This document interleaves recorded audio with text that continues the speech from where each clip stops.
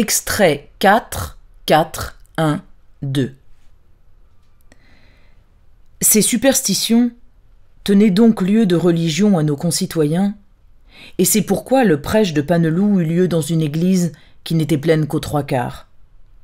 Le soir du prêche, lorsque Rieux arriva, le vent qui s'infiltrait en filets d'air par les portes battantes de l'entrée circulait librement parmi les auditeurs. Et c'est dans une église froide et silencieuse, au milieu d'une assistance exclusivement composée d'hommes, qu'il prit place et qu'il vit le père monter en chaire. Ce dernier parla d'un ton plus doux et plus réfléchi que la première fois, et à plusieurs reprises, les assistants remarquèrent une certaine hésitation dans son débit. Chose curieuse encore, il ne disait plus « vous », mais « nous ».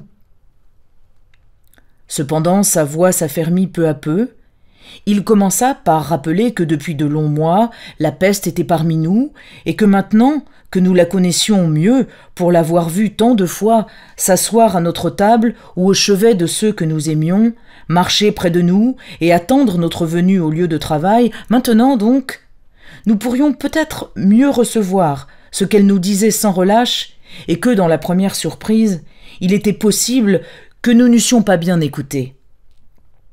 Ce que le père Paneloux avait déjà prêché au même endroit restait vrai, ou du moins c'était sa conviction. Mais peut-être encore, comme il nous arrivait à tous, et il s'en frappait la poitrine, l'avait-il pensé et dit sans charité.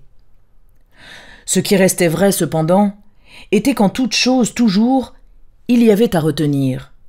L'épreuve la plus cruelle était encore bénéfice pour le chrétien.